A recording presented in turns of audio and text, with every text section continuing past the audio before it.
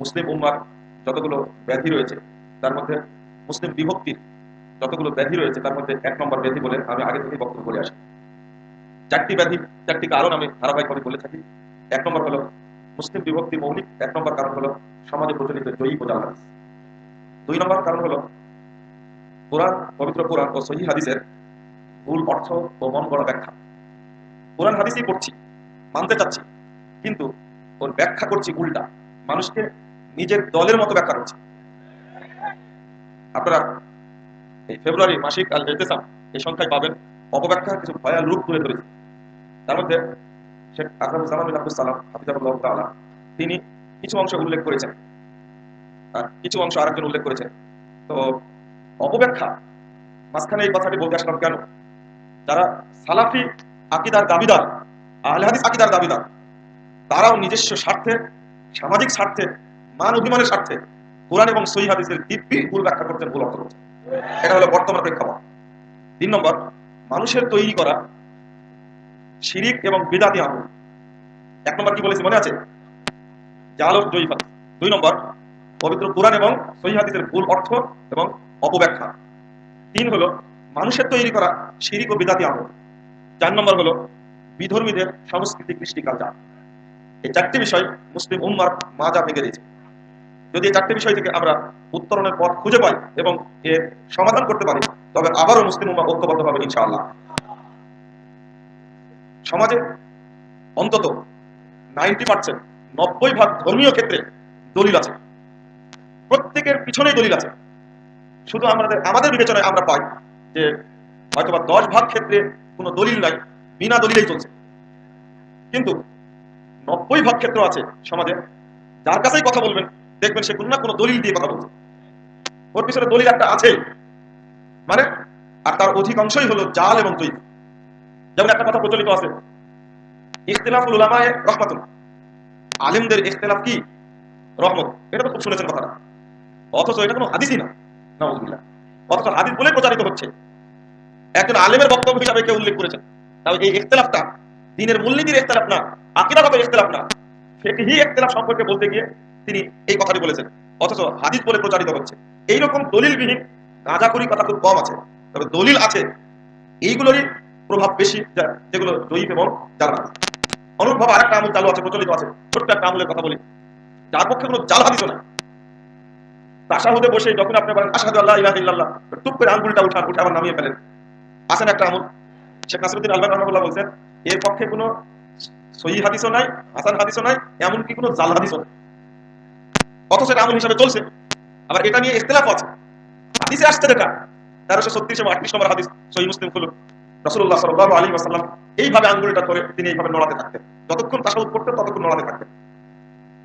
তারপরে আবু দাউদের মধ্যে 889 নম্বর হাদিসটা, এটা খুললেও দেখবেন যে নড়াতেই হবে, কেউ আবার আঙ্গুল উঠিয়ে রাখে, এটা আবার দুই হাদিস। তো দলিল নাই, এইরকম খুব কম পাওয়া যায়। আপনি তাশাহুদ পড়ছেন, ভুল হয়ে গেছে, সবু সেজদা দিবেন, আগে একবার ডান দিকে সালাম ফিরিয়ে নিলেন, নেওয়ার পরে সবু সেজদা দিবেন। এই যে ডান দিকে সবু সেজদা দেওয়ার আগে একবার সালাম ফিরাতে হবে, এর কোনো দলিল আজ পর্যন্ত কোথাও খুঁজে পাওয়া যায়? এর মানুষ তৈরি করেছে, চলছে। অনুরূপভাবে দেখেন, এটা এক দেশে নয়, গোটা পৃথিবীতে মুসলিম দেশগুলির মধ্যে মুসলিমরা এটা আমল করছে। তারাবি সালাতের মাঝখানে দেখবেন 4 রাকাত পর পর একটা দোয়া পড়ে, সুবহানাল মুলকি ওয়াল মালাকুতি ওয়াল কুদরাতি ওয়াল হাইবাত, শেষে বলে কি ইয়া মুজিরু ইয়া মুজিরু ইয়া মুজিরু, এমনি পড়ছে, কোনো দলিল নেই। এইরকম দলিলবিহীন কথা খুব কম আছে। তো আপনাদের কাছে বলার কারণে মনে হচ্ছে এইগুলোই তো বেশি মনে হয় নাকি? না, এগুলো কম। আমি এখন দলিল ভিত্তিক কিছু কথা বলবো, মিথ্যা কথা যেগুলো একটু পরে বলবো। তারপরে আরেকটা কথা, আপনার খুব প্রসিদ্ধ এবং প্রচলিত কথা, ইফতারের পূর্বে যে দোয়াটি আমরা উল্লেখ করি, গোটা বাংলাদেশে, গোটা পৃথিবীতে কিভাবে যে প্রসিদ্ধ হলো, আল্লাহুম্মা সুমতু লাকা ওয়া তাওয়াক্কালতু আলা রিজকিকা ওয়া আফতারতু বিরহমাতিকা ইয়া আরহামার রাহিমিন। প্রচলিত আছে না এটা? পেপার বলে, পত্রিকাও বলে, রেডিও বলে, টেলিভিশন বলে, চ্যানেলগুলো সবই বলে এটা। কোন আলেম দেখতে গেল না যে এর পক্ষে দলিল আছে কিনা, হুয়া কথা এখন। আল্লাহুম্মা লাকা সুমতু আলা রিজকিকা আফতারতু, এই দোয়াটা আছে আবু দাউদে কিন্তু সনদ জয়ীফ, এটাও তো বলা যাবে না। ইফতারের সময় শুধু বলবেন বিসমিল্লাহ, শেষে যে যাহাবা তাআলা আব্দালাতুল রুকুস সাবাত রাজু ইনশাআল্লাহ, এই দোয়াটা পড়া যাবে। এর সনদটা হাসান, মুহাদ্দিসরা হাসান বলেছেন, পড়া যাবে। আরো আছে, কিন্তু দলিল রয়েছে এইগুলো আপনি যদি আকীদা বলেন বা আমল বলেন, যে কোনো সাইডে অধিকাংশ মিথ্যা কথার কোনো না কোনো দলিল আছে। এই জন্য আল্লাহ রাব্বুল আলামিন মিথ্যা কথা বলা সম্পর্কে আগেই সতর্ক করেছেন। অনুরূপ মুহাম্মদ রাসূলুল্লাহ সাল্লাল্লাহু আলাইহি ওয়াসাল্লাম তিনিও মানুষের মধ্যে উম্মতের মধ্যে জাল বা জয়ীফ হাদিস যেন বিস্তার না ঘটে এই মর্মে নবী মুহাম্মদ সাল্লাল্লাহু আলাইহি ওয়াসাল্লাম খুব কঠোর বাক্য উল্লেখ করেছেন। পাশাপাশি সাহাবা কেরাম মনে হয় যে রাসূল সাল্লাল্লাহু আলাইহি ওয়াসাল্লামের চেয়ে হয়ে তারা আরো কঠোরতা অবলম্বন করেছে, কিন্তু জাল হাদিস বর্ণনা করা এখনো শেষ হয়নি, চলছে। রাজশাহী বিশ্ববিদ্যালয়ে পড়াকালীন আমার এক টিচার তিনি ক্লাসে এসে বসে বলছেন, আপনারা একটু আমার দিকে তাকান, এইভাবে বলছেন, কারণ আলেমের চেহারার দিকে তাকালে 50 বছরের পক্ষ হবে। তো এই কথা বলেই আর একটা কথা বললেন যে এমনকি মরার পরও যদি কবরস্থানের পাশ দিয়ে কোনো আলেম যায় তাহলে ওই কবরে চললেই কিন্তু কোনো আলাপ হয়। আমি দাঁড়িয়ে গেলাম, আমি বললাম যে স্যার যে দুইটা হাদিস বললেন এই দুইটাই তো মিথ্যা। তো আমাকে উল্টা বলছে, আপনি বসেন, বুঝতে পারছি আপনি আহলে হাদিস। তো আমি বললাম যে স্যার আমি আহলে হাদিস কি অন্য কিছু সেটা বড় বিষয় না, আমি আপনার ছাত্রদের দুটো হাদিস বললেন। তখন উনি যুক্তি দিয়ে বললেন একটা কথা, যেটা আমি তো স্বেচ্ছায় বললাম না, এটা আমার জানা আছে তাই হাদিসটা বললাম। কারণ আল্লাহ নবী বলেছেন মান কাযাবা আলাইয়া মুতাআম্মিদান, কেউ যদি ইচ্ছাকৃত মিথ্যা কথা বলে আমার নামে সে তো তার জাহান্নামে, সে তো তার জায়গা করে। যুক্তি ঠিক আছে না? কি চমৎকার যুক্তি দেখছেন? এত তাজা নগদ টাটকা দুইটা জাল হাদিস বলার পরে তিনি আবার যুক্তি দিচ্ছেন, টাটকা জাল হাদিস একটা। তাহলে হুজুরকে তো একটা হুজুরকে একদিন নিয়ে এসে বেঁধে রাখতে হবে, 40 লোকে ছেড়ে দিয়ে আর হুজুরকে নিয়ে আসতে হবে, কবরের আযাব দেবে না। এটা তো করা উচিত, আলেমের মর্যাদা এতই বেশি।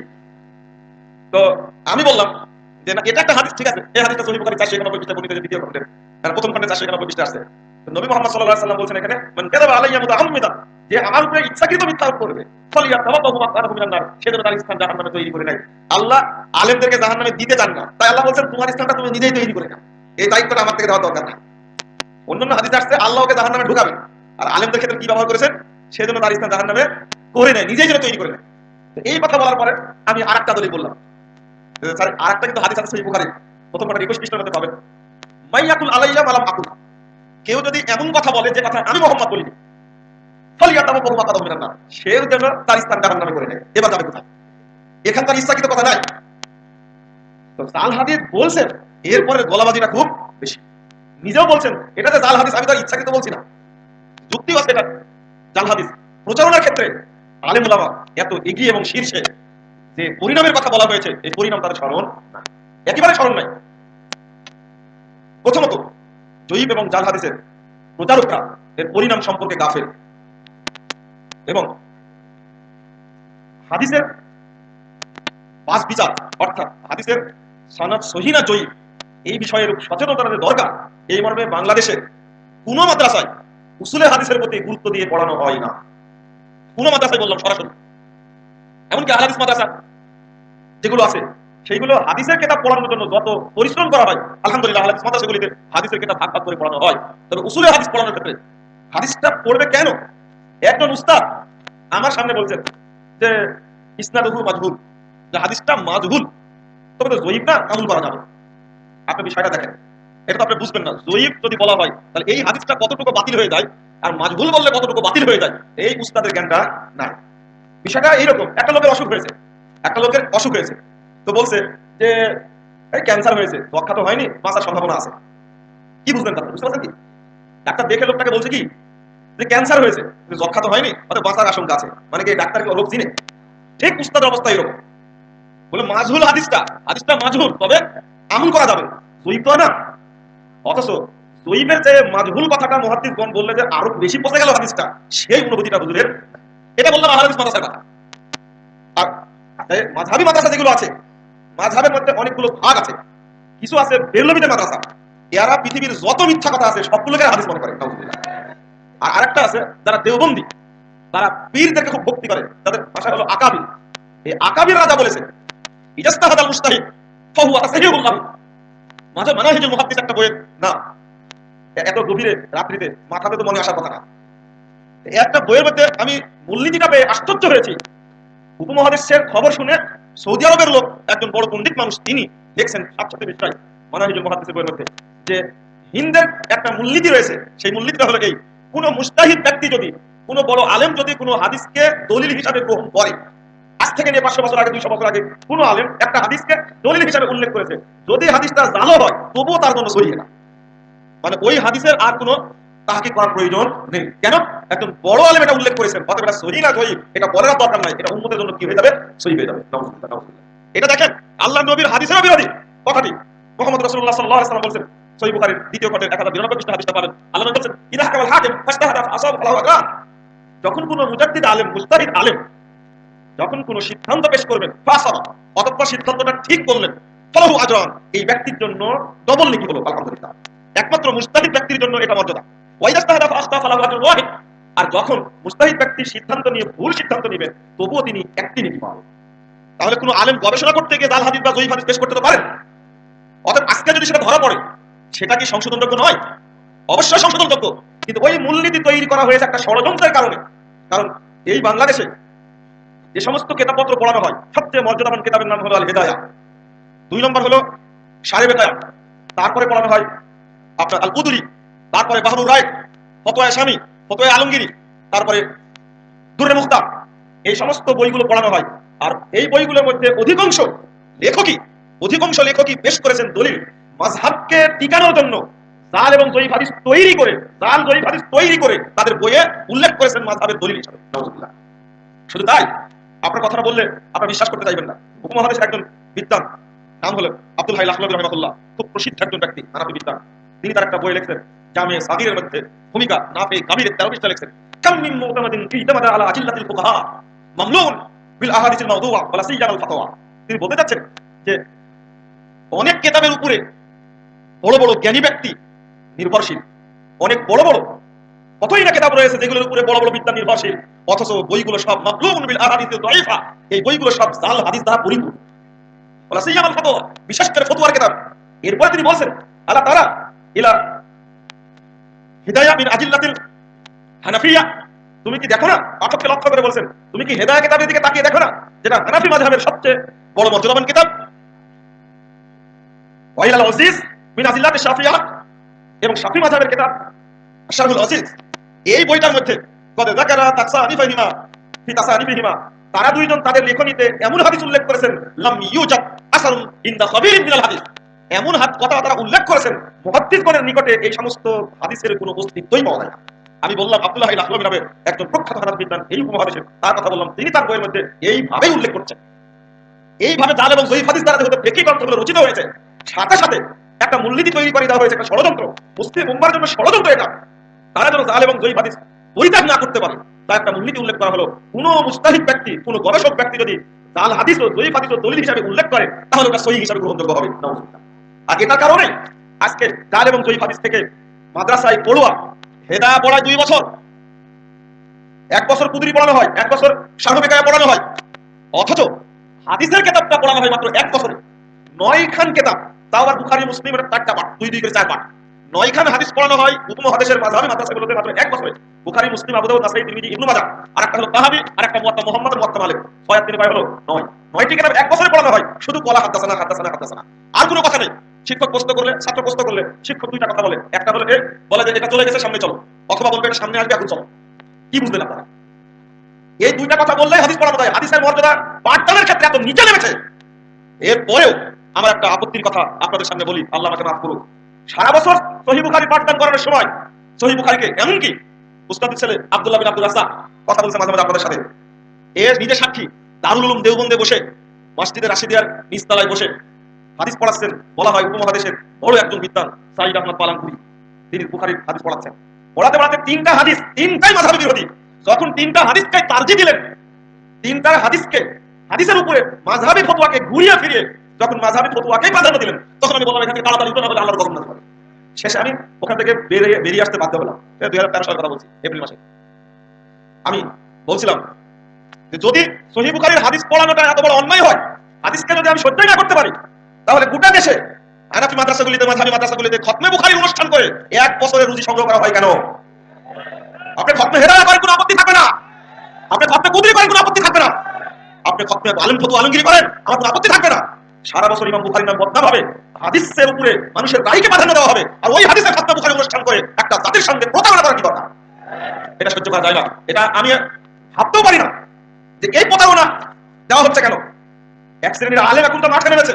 আমাদের লেখনীয় বক্তব্যগুলো যখন বাংলার মানুষের কানাচে কানাচে চলে গেছে, আল্লাহ রাব্বুল আলামিন দাওয়াত কবুল করছেন, এবং লাখো মানুষ মাজার পূজা কবর পূজা জাল জয়ীফের বেড়া জাল ছিন্ন করে কুরআন এবং সহিহ হাদিসের প্ল্যাটফর্ম ঐক্যবদ্ধ হচ্ছে, তখন এক শ্রেণীর আলেমের গায়ে দাউ দাউ করে আগুন জ্বলছে।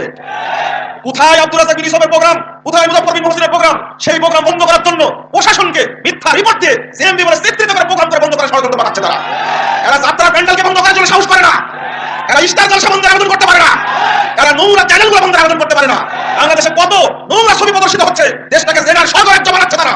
এই সমস্ত টুপিওয়ালা দাঁড়িয়ালা খানকা মাথার বসে ব্যবসা করছে, আহলাদিসদের বিরুদ্ধে বিসর্জন করছে। এগুলো মেনেও যায় না, খুব কষ্টকর ব্যাপার এটা। আর একটি ষড়যন্ত্রের কথা আগে বলিনি, এই এক ষড়যন্ত্র মুসলিম উম্মাহ যেন জাল এবং জয়ীফ হাদিস থেকে বের না হতে পারে, এই জন্য এক মূলনীতি কাজে লাগিয়েছে, আর একটা কাজে লাগিয়েছে, সেটা এখনই বলে শেষ করিনি, পরে মনে থাকবে না। সেটা হলো আসিফা আসিফতা। এটা একটা উপমহাদেশের জন্য খুব দুঃখজনক গভীর একটা সূত্র, এটা একটা ষড়যন্ত্র। এটা নাম দিয়ে দিচ্ছে আসিফা আসিফতা, 6 খান সহিহ কিতাব। এর মধ্যে আর জাল জয়ীফ হাদিস নাই, অতএব এখানে যা আছে তাই মানা যাবে। অথচ আসিফা আসিফতা এই কথাটি এই উপমহাদেশে এটা তৈরি হয়েছে, মধ্যপ্রাচ্যে কোন বিদ্যান আলেমগণ এই সমস্ত কথা বলেননি। কেউ কেউ নরম সুরে, আমরা যখন বলা শুরু করি তখন কেউ নরম সুরে বলেন, অধিকাংশ হাদিসে হতো সহিহ, তার কারণে সিয়াসতা বলা হয়েছে। অথচ মুহাদ্দিসগণ যে নাম রেখে গেছেন সেটাই বলি আমরা, বুখারী এবং মুসলিম এই দুইটা কিতাবকে তারা বলে গেছেন সহিহাইন। কখনো বলেছেন আখরাজাহু শাইখাইন, আখরাজাহু শাইখান, কখনো কখনো বলেছেন। তো আমরা বুখারী এবং মুসলিমকে সহিহ হিসাবে জানি, কারণ তারা নিজেরাই নাম দিয়েছেন সহিহ। কিন্তু ইমাম তিরমিজি, ইমাম আবু দাউদ, নাসাঈ, ইবনে মাজাহ, এই চারজন ইমাম রাহিমাহুল্লাহ তাআলা, এই চারজন ইমাম নাম রেখেছেন সুনান। এই জন্য কথাটি মুহাদ্দিসগণের মধ্যে প্রচলিত আছে সুনান ওয়া আরবা, চারটা সুনানের কিতাব। কেন এর উপরে সহিহ যোগ করা হলো?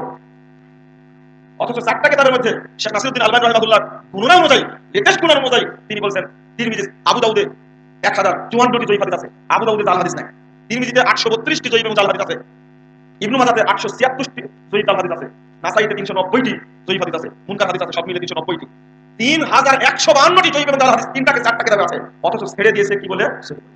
এটা একটা বড় ষড়যন্ত্র মুসলিম উম্মার, উপমহাদেশে যেন মুসলিম উম্মাহ জয়ীফ এবং জাল হাদিস ছাড়তে না পারে, এইভাবে পড়ানো হচ্ছে। আহলে হাদিস মাদ্রাসাগুলোতে আজও পড়ার সময় বলা হয় না এই হাদিসের সনদ জয়ীফ, এই হাদিস সনদের জাল।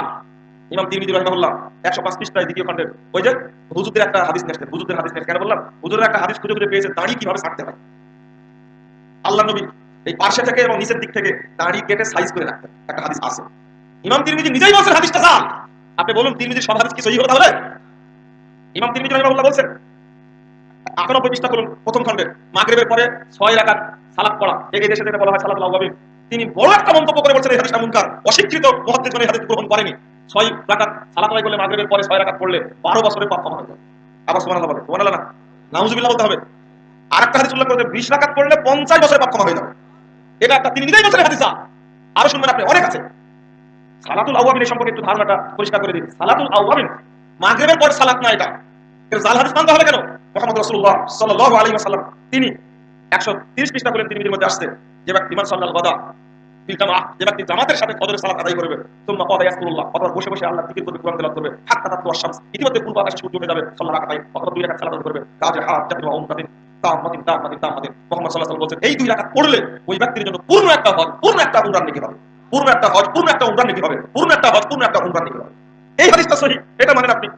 একই সালাতের তিনটা নাম, তিন সময় পড়ার কারণে সূর্য ওঠার পর পর পড়লে ইশরাক, এর নেকি বেশি। 9:30টার দিকে পড়লে তাসবিহ সালাত, সালাতুল সুবহা, এর নেকি একটু কম। অর্থাৎ 2 রাকাত পড়লে শরীরে যত জোড়া আছে সবগুলো সাদাকা হয়ে যায়। 11টা 11:30টায় পড়বেন এই সালাত হলো সালাতুল আওয়াবিন। যে ব্যক্তি 11টা 11:30টায় এই সালাতটা পড়বে, বেলা 11টায়, রাত না কিন্তু 11টায় পড়লে, তা দিনে পড়লে, এই ব্যক্তি আল্লাহর নমনীয় গুণগত বান্দাদের অন্তর্ভুক্ত হবে।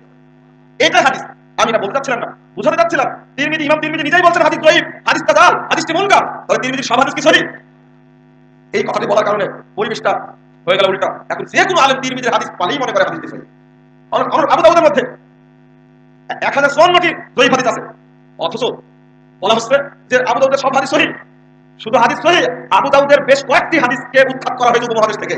উপমহাদেশ এমন একটা জায়গা, এমন একটা জায়গা, হাদিসকে কাটছাঁট করার একটা উন্নত মানের কারখানা, মাযহাব চর্চার একটা উন্নত মানের কারখানা হলো উপমহাদেশ। ইমাম আবু দাউদ রাহিমাহুল্লাহ সালাতে হাত পাতবেন কোথায়, এই মর্মে তিনি 4টা হাদিস বর্ণনা করেছেন। 3টা বর্ণনা করেছেন নাভির নিচে, আর একটা বর্ণনা করেছেন বুকের উপরে। ইমাম আবু দাউদ রাহিমাহুল্লাহ 3টা হাদিসকে, এই নাভির নিচে হাত পাতার 3টা হাদিসকেই তিনি সহিহ বলেছেন। এসে আজকের কথা, ইমাম আবু দাউদ রাহিমাহুল্লাহর জন্ম 204 হিজরিতে, মৃত্যু 275 হিজরিতে, সেই সময় তিনি সমাধান দিয়ে গেছেন।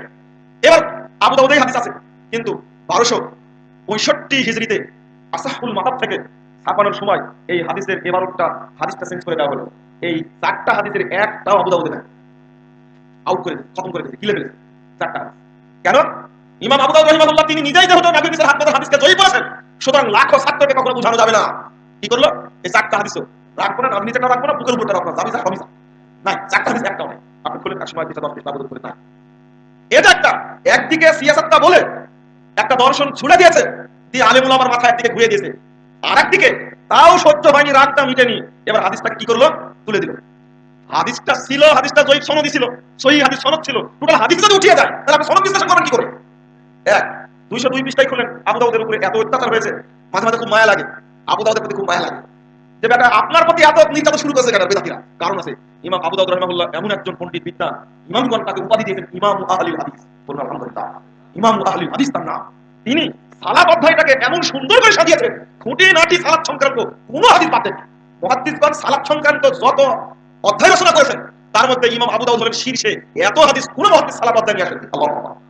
তো 202 পৃষ্ঠায় 22 নম্বর লাইন থেকে একটা কথা ছিল ওখানে, 20 রিনা লাইলাকা ছিল কি 20 রাত্রি। হাসান রাদিয়াল্লাহু আনহু বর্ণিত হাদিসটি, উবাই ইবনে কাব 20 রাত্রি সালাত পড়িয়েছিলেন, এই হাদিসটি আছে। এই হাদিসটি উল্লেখ করে হাদিসটিকে ইমাম আবু দাউদ নিজেই সহিহ বলেছেন। এবার করেছেন কি, একজন বড় মাপের মুহাদ্দিস, গোটা বিশ্বে পরিচিত, উপমহাদেশে বিশেষ করে পরিচিত, দারুল দেওবন্দের প্রিন্সিপাল মাওলানা মাহমুদুল হাসান, আল্লাহ তাকে মাফ করুন, তিনি মারা গেছেন। তিনি 20 রিনা লাইলাকার কাছে এই লাইলাকার শব্দটা তুলে দিয়ে বসাইছেন রাকাতা। এবার কি বলবেন? আগে ছিল 20 রাত্রি, এবার কি হলো 20 রাকাত। এই তারাবির সালাত 20 রাকাত, এইটা প্রমাণ করার জন্য হাদিসের শব্দ পরিবর্তন করে। কত বড় সাহস হলে এটা সম্ভব হয়, কত বড় সাহস হলে এটা সম্ভব হয়, আজও চলছে সেই শব্দে। বন্ধুরা আমার, এই রাতের গভীর আলোচনা আপনাদের কাছে খুব একটা ভালো মনে হচ্ছে না, আমি আলোচনা শেষ করে দিই।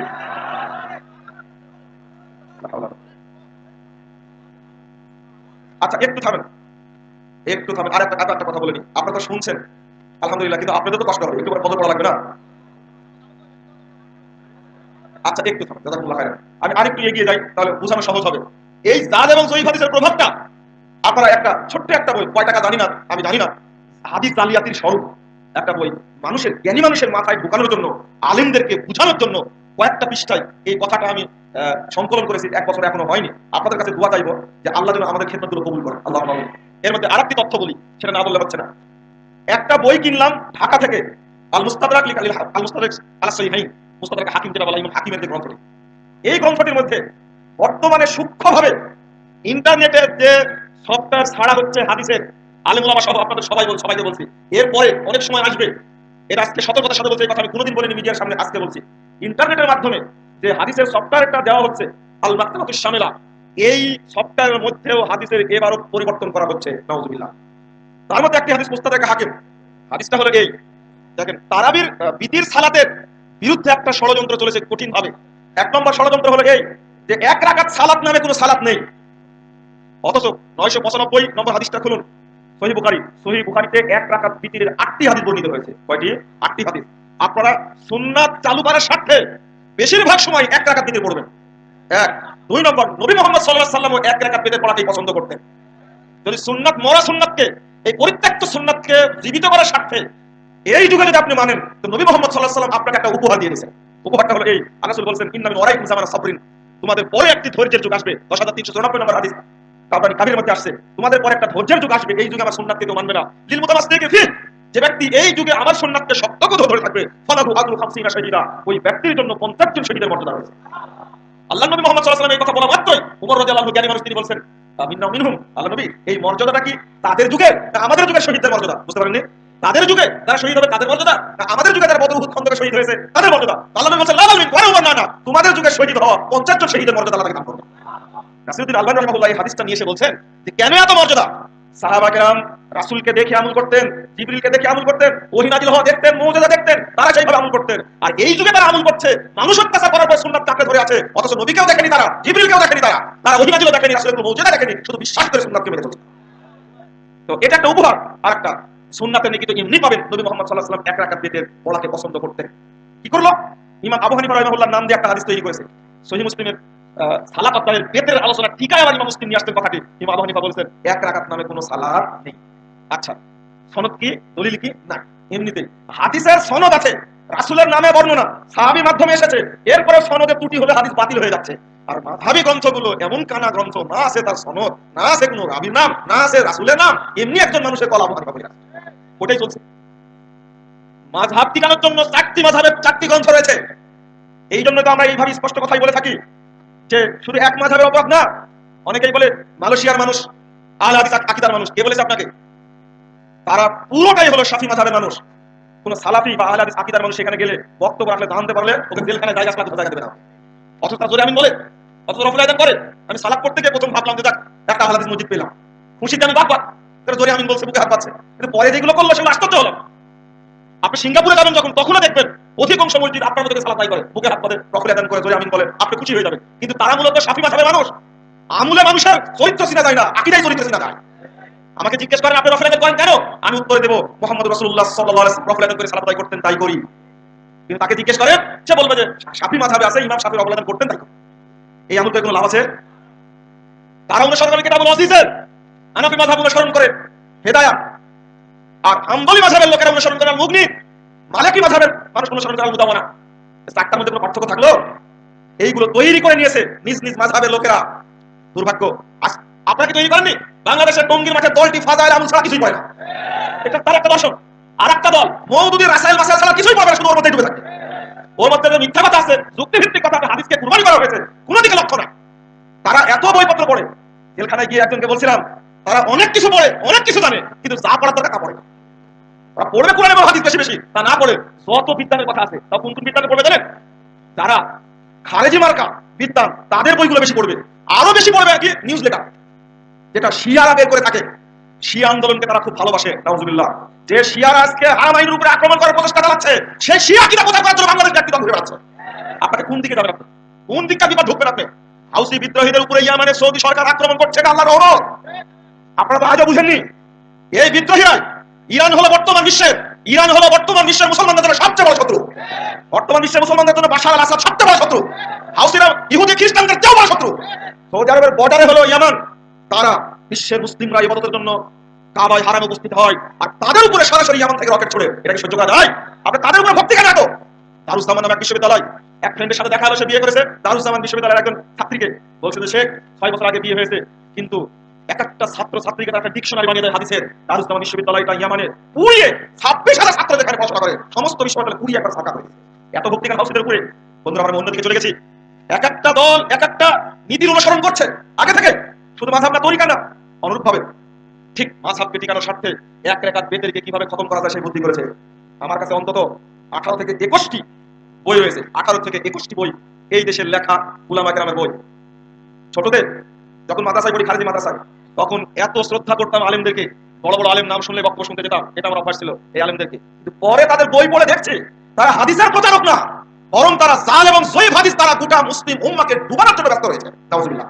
তার মধ্যে একটা কথা, আপনি খুলেন যেগুলো কেতাব, আরবি কেতাবের নাম বললাম, এই সমস্ত একটি কেতাবে এক রাকাত বেতের কোনো হাদিস তারা নিয়ে আসেনি। এক। 2 নম্বর, বাংলাদেশে বাংলা ভাষায় লেখা হানাফি উলামা কেরামের বইয়ে কোনো একজন বিদ্বান এক রাকাত বেতের একটি হাদিস নিয়ে আসে। খুলে দেখেন আপনি, নেই। কেন? তাদের দৃষ্টিতে এক রাকাত নামে কোনো নামাজই নেই। অথচ মুহাম্মদ রাসূলুল্লাহ সাল্লাল্লাহু আলাইহি ওয়াসাল্লাম এক রাকাত বেতের পড়াই সবচেয়ে বেশি পছন্দ করতেন। এবার কি করেছে? মাত্র একটা জিনিস চেঞ্জ করেছে। কিভাবে দেখেন? 3 রাকাত বেতের পড়তে হলে একটা না 3 রাকাত পড়ে তারপর সালাম ফিরাতে হয়। এটা তো হাদিস, মাঝখানে বৈঠক করা যাবে। এবার কি করলো দেখেন, মুস্তাদরাক হাকিমের কথা বলছিলাম। মুস্তাদরাক হাকিমের মধ্যে হাদিসটা আসছে, লা ইয়াকুদু ইল্লা ফি আখিরিহিন্না। আল্লাহর নবী 3 রাকাত বেতের পড়তেন, তিনি শেষ রাকাতে ছাড়া বসতেন না। কথা পরিষ্কার হয়েছে? 3 রাকাত বেতের পড়তেন, শেষ রাকাতে ছাড়া বসতেন না। এবার কি করলো জানেন হাদিসটাকে? করলো কি, লা ইয়াকুদুর কাছে শব্দটা বসিয়ে দিল লা ইউসাল্লিমু, তিনি সালাম ফিরাতেন না শেষ রাকাত ছাড়া। কি হলো না? এরপরে এই হাদিসটাকে নিয়ে ঘোষামাদা করেছেন যে বিদ্বানের নাম বললে আপনারা আশ্চর্য হবেন। এই হাদিসটাকে নিয়ে ঘোষামাদা করেছেন, তার নাম হলো আল্লামা আনোয়ার শাহ কাশ্মীরি। এত বড় বিদ্বান তিনি, তার ফাইদুল বারী কিতাবের মধ্যে নিয়ে আসছেন। এই হাদিসটা নিয়ে আসার পরে কি বলছেন জানেন? যে আমি মুস্তাদরাকে হাকিমের 3টা নুসখা দেখলাম, 3টা মানে মূল কিতাব দেখলাম, তাতে দেখছি ইয়াকুদু শব্দ তিনি বসতেন না, এই শব্দ আছে। তবে আল্লামা জাইলাই নাসপুর রায়ার মধ্যে বলছেন যে শব্দটা লা ইউসাল্লিমু, তিনি সালাম ফিরাতেন না। অথচ মুস্তাদরাকে ইমাম হাকিম আর জাইলাই দুইজনের মাঝের বয়সের পার্থক্য 700 বছর। এবার কি করলেন জানেন? যেহেতু ইমাম জাইলাই খুব নির্ভরযোগ্য বিদ্বান, অতএব তার নুসখাটাই ঠিক আছে। আর তাল হাদিসের কাউল রাসূলুল্লাহ সাল্লাল্লাহু আলাইহি ওয়াসাল্লাম এই বইটা দেখেন টিকায় আরবিটা আমি লিখে দিয়েছি, আরবিটা দিয়ে দিয়েছি। এত বড় বিদ্বান নিজে যিনি ইমাম হাকিম হাদিসটা সংকলন করলেন, তিনি আসলটা জানেন না। 700 বছর পরে যিনি জন্ম নিলেন, তিনি আসলটা জানেন। কি বুঝলেন? এই জন্যই বলে পন্থ ছেলের নাম পদ্মলস। একদিকে মরার উপরে খাড়ার ঘা, আগে একটা আবু দাউদের হাদিস বললাম, হাদিসটাই জয়ী, ওকে আবার জবাই করেছে। গরুটা মরেই গেছে, আবার কি করেছে? জবাই করেছে। কি হলো? যদি এই চিত্র বলতে থাকে আপনারা বিরক্ত হয়ে যাবেন। এত অবস্থা খারাপ, বেশি অবস্থা ধরবে, কে অবস্থাটা বিশ্লেষণ করবে আর কে মানুষের সামনে উন্মুক্ত করবে? তবে আল্লাহর একটা খাস রহমত হলো এই যে পৃথিবীতে একটি শ্রেণী আল্লাহ কিয়ামত পর্যন্ত রেখে দেবেন, যাদের নাম সালাফি বা আহলুল হাদিস বা আনসারুস সুন্নাহ, আহলুস সুন্নাহ ওয়াল জামাআহ। বেদাতীরা যতই ষড়যন্ত্র করুক না কেন, তাদের ষড়যন্ত্রের মুখোশ আল্লাহ রাব্বুল আলামিন আহলে হাদিসদের দ্বারা উন্মুক্ত করে দেবেন। এই কথা আজকে নয়, 463 হিজরিতে মারা গেছেন ইমাম খতিব বাগদাদি, তিনি বলেছেন কাম মিন মুলহিদিন, তিনি বলেছেন ফাকাদ জাআলাল্লাহু তাআলা আলাহু হুরাসাতিন, আল্লাহ রাব্বুল আলামিন আহলে হাদিসদেরকে পৃথিবীতে তার দ্বীনের পাহারাদার হিসেবে নিয়োগ দান করেছেন। কাম মিন মুলহিদিন আবু মান ইয়াহুদা বিশারিয়া মা লাইসা বিল্লাহ, আল্লাহু তাআলা ইয়াযুব্বু বিআসাবিল হাদিস। তিনি বলেন পৃথিবীর যেখানে যে স্থানে দুষ্কৃতকারীরা রাসূলের ধর্মের নাম দিয়ে কোনো জিনিস তৈরি করে, তা ধর্মের মধ্যে নাই, আল্লাহু তাআলা ইয়াযুব্বু বিআসাবিল হাদিস, মহান আল্লাহ এই দুষ্কৃতকারীদেরকে প্রতিরোধ করেন আহলে হাদিসদের দ্বারা। পৃথিবীতে আহলে হাদিসরা আল্লাহর শরীয়তের রুকুন এবং শরীয়তের হেফাজতকারী বলুন আলহামদুলিল্লাহ। আলা উলাইকা হিজবুল্লাহ, তিনি ধমক দিয়ে বলছেন হে বেদাতীরা সাবধান, মনে রাখো আহলে হাদিসরা এই পৃথিবীতে হলো আল্লাহর সেনাবাহিনী, ইন্না হিজবাল্লাহি হুমুল মুফলিহুন, আল্লাহর সেনাবাহিনী যুগে যুগে জয়লাভ করবে, বিজিত হবে আলহামদুলিল্লাহ। এরা যতদিন থাকবে। পাশাপাশি ইমাম আবু দাউদকে কি এমনি দেখতে পারে না? ইমাম আবু দাউদ রাহিমাহুল্লাহ বলেন লাউলা হাদিহিল ইসলাম আনদারাস ইসলামিয়া ইয়া সাহাবাল হাদিস, যদি পৃথিবীতে আহলে হাদিসরা না থাকতো তাহলে ইসলাম পৃথিবী থেকে মিটে যেত। শিরকপন্থীরা, বেদাতপন্থীরা ইসলামকে কুড়ে কুড়ে খেয়ে নষ্ট করতো। মাশাআল্লাহ, আলহামদুলিল্লাহ, শুকরিয়া, এই তথ্যগুলো এখন জ্ঞানী মানুষের সামনে ফাঁস হওয়ার কারণে মানুষ আস্তে আস্তে হকের দিকে চলে আসছে আলহামদুলিল্লাহ। এবার আপনাদের সামনে সংক্ষিপ্ত কথা হলো এই যে আপনাদের প্রচেষ্টা নবী মুহাম্মদ সাল্লাল্লাহু আলাইহি ওয়াসাল্লামের আলোকে, প্রচেষ্টার আলোকে, আপনাদের সাহাবীদের প্রচেষ্টার আলোকে প্রচেষ্টা অব্যাহত রাখতে হবে। আল্লাহ রাব্বুল আলামিন বলেন ওমান আযলামু মিম্মান ইফতারা আলাল্লাহি কাযিবা, ওই ব্যক্তির চেয়ে বড় মিথ্যুক কে? আল্লাহর উপরে যে অপবাদ দেয়, লিইউদিল্লান নাস বিগাইরি ইলম, ইলম ছাড়াই মানুষকে পথভ্রষ্ট করে। ইন্নাল্লাহা লা ইয়াহদিল কওমায যালিমিন, আল্লাহ রাব্বুল আলামিন জালিম সম্প্রদায়কে হিদায়াত দান করবেন না। সূরা আনাম 140 নম্বর আয়াতটা খুলুন। মানে আল্লাহর নামে আপনি মিথ্যা অপবাদ দিচ্ছেন, হাদিস তৈরি করে, হাদিস জাল করে দিচ্ছেন না। কখনো দিবেন উদাহরণ দিলে সমস্যা। যখনই হাদিস শুনবেন আপনি তখনই যাচাই করবেন। সূরা হুজুরাত 6 নম্বর আয়াত খুলুন। ইয়া আইয়ুহাল্লাযীনা আমানু ইন জাআকুম ফাসিকুন বিনাবাইন ফাতাবায়ানু আন তুসিবু কওমান বিজাহালা ফাতুসবিহু আলা মা ফাআলতুম নাদিমিন। আল্লাহ বলেন কোন ফাসিক যদি খবর দেয় যাচাই করো। এই আয়াতটা এখন প্রয়োগ করবেন বেদাতীদের ক্ষেত্রে। কোন বেদাতী কোনো বই লিখলে, বক্তব্য রাখলে সেখানে আপনাকে যাচাই করতে হবে। এই আয়াতটা পেশ করেছেন মুহাদ্দিসগণ তাদের যুগে, পেশ করে তার কথাটা গ্রহণ করেননি। নবী মুহাম্মদ সাল্লাল্লাহু আলাইহি ওয়াসাল্লাম বলেন এক শ্রেণীর মানুষ বলে হাদিস কি জাল হয়, জয়ীফ হয়, আপনি কিভাবে বুঝাবেন? আরেকটা কথা বলে কি জানেন? হাদিস জাল জয়ীফ এটা বলতে হবে, এটা দলিল কোথায়? বুঝতে পারেননি? এটা দলিল কোথায়? হাদিসকে জাল জয়ীফ বলতে হবে, উসুলে হাদিস তৈরি করতে হবে, এটা কোথায় পেলেন? একজনকে চট করে পরীক্ষার হলে ভাইবাতে, মাস্টার্সের ভাইবাতে 5 জন বসে আছেন, দেখেন কিভাবে বলি, আমার স্যারেরা শুনলে আবার স্যারেরা কি মনে করে আল্লাহ পাক ভালো। তো বলছেন যে তারাক্তু ফিকুম ইন্নী কদ তারাক্তু ফিকুম আইনি কাসামতুম কিতাবাল্লাহ ওয়া সুন্নাহ তাজিলু আবাদা কিতাবাল্লাহ সুন্নাহ নবিয়্যিহি। তো চট করে আমাকে বলছে যে এটা কি হাদিস আছে? হাদিস তো তারাক্তু ফিকুম আমরা ইনাল তাজিলু মাতামাসসাকতুম বিহিমা। আমি বললাম, আমাকে আরবিতে বললেন যে এটা পর্যালোচনা করব। তো বলতে গিয়ে আমি বললাম যে এই হাদিসের সঙ্গে ত্রুটি আছে বলে মুস্তাদরাক হাকিমের এই হাদিসের 358 নম্বর হাদিস আমি বললাম। তো হাদিস আবার জয়ীফ হয় নাকি? আবার শুরু হলো অন্যদিকে। হাদিস জয়ীফ হয় কিনা যদি বিশ্ববিদ্যালয়ের আরবি শিক্ষিত প্রফেসরদের ধারণা এমনটা থাকে, তাহলে ইমাম সাহেবদেরকে বোঝানো যাবে? বোঝানোর কোনো সুযোগ আছে? অবস্থাটা কত জটিল। হাদিস যে জাল জয়ীফ হয় তার দলিল তো আছে কোরআন হাদিসের মধ্যে। আল্লাহ রাব্বুল আলামিন বললেন সকল মুহাদ্দিস এই হাদিসটাকে পেশ, এই আয়াতটাকে ইন জাআকুম ফাসিকুম বিনাবাইন ফাতাবায়ানু, এই আয়াতটা সকল মুহাদ্দিস উল্লেখ করেছেন হাদিস যাচাই বাছাই করার ক্ষেত্রে।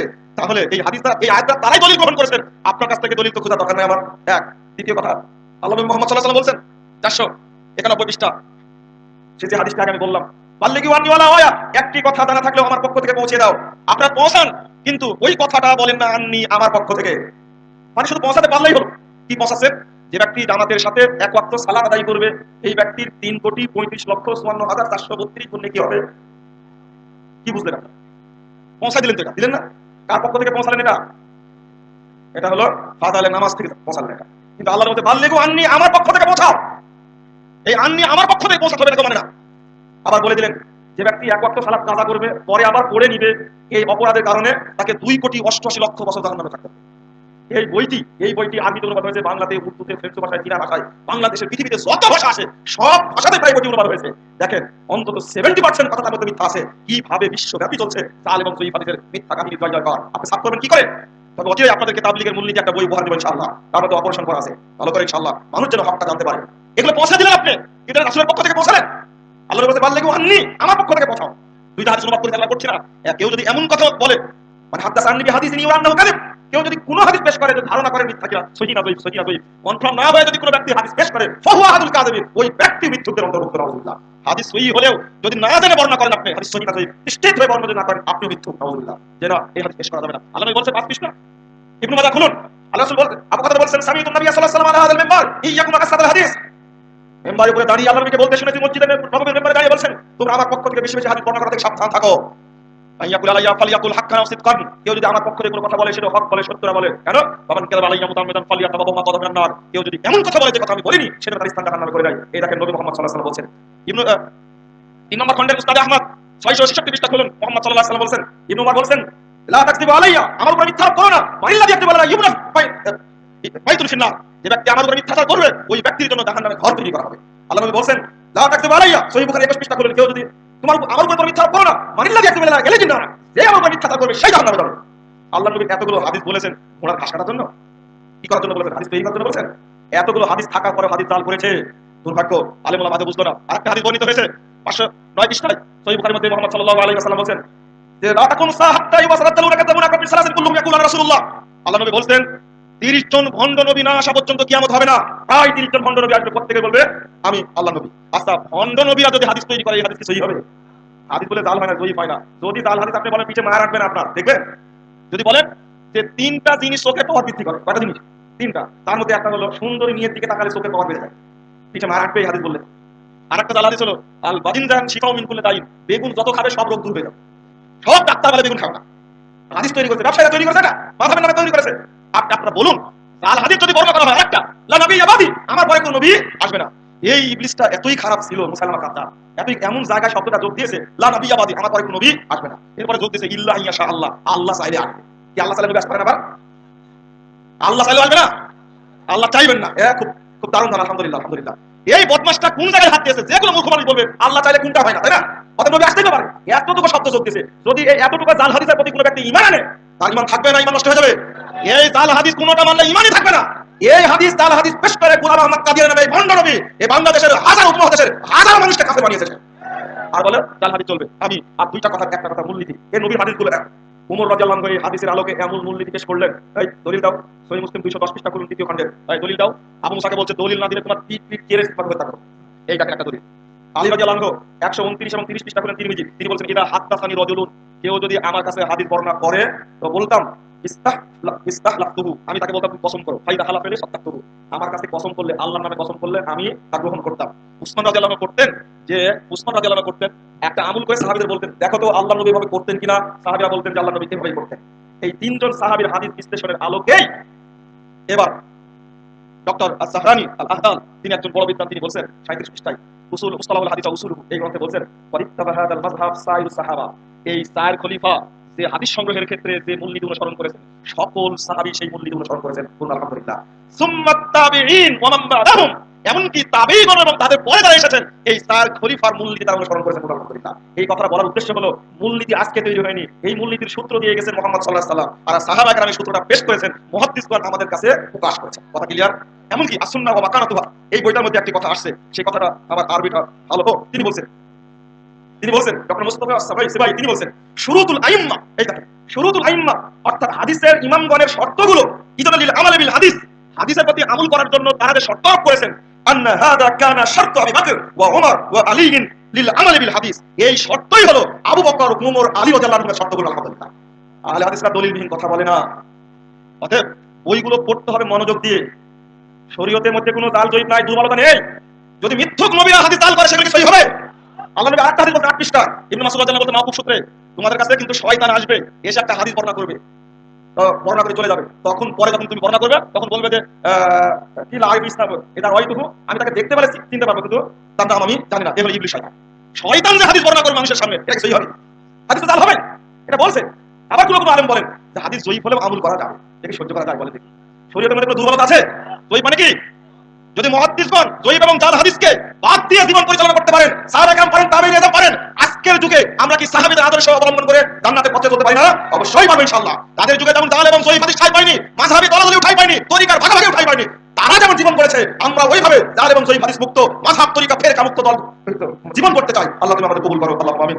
আবারও হয়তো দাসের সময় দেখা হবে ইনশাল্লাহ। আপনারা দোয়া করবেন, আপনারা একটু রেস্ট নেন, আবার দেখা হতে পারে। আমি এখনো কনফার্ম না যে আবার সকালে আসতে পারবো আপনাদের কাছে। আল্লাহ যেন এই মুসলিম জাতিকে এই জাল এবং সহিহ হাদিসের ভাইরাস থেকে রক্ষা করেন, আল্লাহ আমিন। আল্লাহ যেন গোটা দেশে, উপমহাদেশে আল্লাহ কুরআন এবং সহিহ হাদিস চর্চা করার সুযোগ দান করেন, আল্লাহ আমিন। আকুল কওলি হাদা আস্তাগফিরুল্লাহ ওয়া লাকুম ওয়া লিসাইরিল মুসলিমিন। আপনাদেরকে এখন তো স্বাগত জানাচ্ছি। আপনারা কষ্ট করে বসেছিলেন বা কুয়াশার পানি পড়ছে টপ টপ করে শীতের মধ্যে। আল্লাহ আপনাদের সকলকে জান্নাতের সদস্য হিসেবে কবুল করেন, আমিন। আল্লাহ যারা ইজতেমা এই সম্মেলনে সহযোগিতা করেছেন এবং অংশগ্রহণ করেছেন আর কষ্ট করে যারা আমাদের আলোচনাগুলো শুনছেন, আল্লাহ তুমি আমাদের কবুল করো, আল্লাহ আমিন। আকুল কওলি হাদা আস্তাগফিরুল্লাহ ওয়া লাকুম ওয়া লিসাইরিল মুসলিমিন। আসসালামু আলাইকুম ওয়া রাহমাতুল্লাহি ওয়া বারাকাতুহু।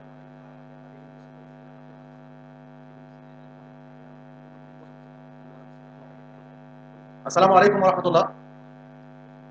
জাযাকাল্লাহু খাইরান জাযা বন্ধুবার শেখ মুজাফফর বিন মহসিনকে অত্যন্ত চমৎকার আলোচনা মধ্যরাত্রিতে আমাদের সামনে করলেন। সম্মানিত উপস্থিতি, দু একটি ঘোষণা। প্রথমত, খাদ্য প্যান্ডেলে কিছু বিশৃঙ্খলা হওয়ার জন্য আমরা আন্তরিকভাবে দুঃখিত। আগামী দিনে ভালো করার জন্য আমরা চেষ্টা করছি, দোয়া রাখবেন। দ্বিতীয়ত, আপনাদের জ্ঞাতার্থে জানিয়ে রাখছি, আগামীকাল বাদ ফজর দার্সে কোরআন পেশ করবেন শেখ মুজাফফর বিন মহসিন। আগামীকাল ফজর সালাতের পরে দার্সে কোরআন পেশ করবেন। ফজরের সালাত হবে আজান 5টা 20 মিনিটে, সালাত হবে 5টা 40 মিনিটে। এরপরে দার্সে কোরআন পেশ করবেন শেখ মুজাফফর বিন মহসিন। পাশাপাশি আপনাদের আরেকটা বিষয় স্মরণ করে দিচ্ছি, পাশে বেলদি বাজার জামে মসজিদে দেবই বাজার জামে মসজিদ খোলা থাকবে। আপনারা চাইলে সেখানে থাকতে পারবেন। দেবই মানে এই সামনে রাস্তাতে হেঁটে গিয়ে সামনে যে মসজিদটা, দুইতলা মসজিদ, এই জলাটা পার হলে দুইতলা মসজিদ, ওই মসজিদও খোলা থাকবে। যদি কেউ যেতে চাইলে ওখানে গিয়ে থাকতে পারবেন। বেশি দূর না, 5-6 মিনিট হাঁটলেই হবে। এই রাস্তা দিয়ে হেঁটে গিয়ে যে মসজিদটা পাওয়া যাবে, 5 থেকে 7 মিনিট হেঁটে গেলেই পাওয়া যাবে। এই পিছনের রাস্তা দিয়ে হেঁটে গিয়ে একদম 3 রাস্তার মাথায় দুইতলা মসজিদ, ওই মসজিদ খোলা আছে, চাইলে ওখানে রাত যাপন করতে পারবেন। আসসালামু আলাইকুম ওয়া রাহমাতুল্লাহ। সুবহানাকা।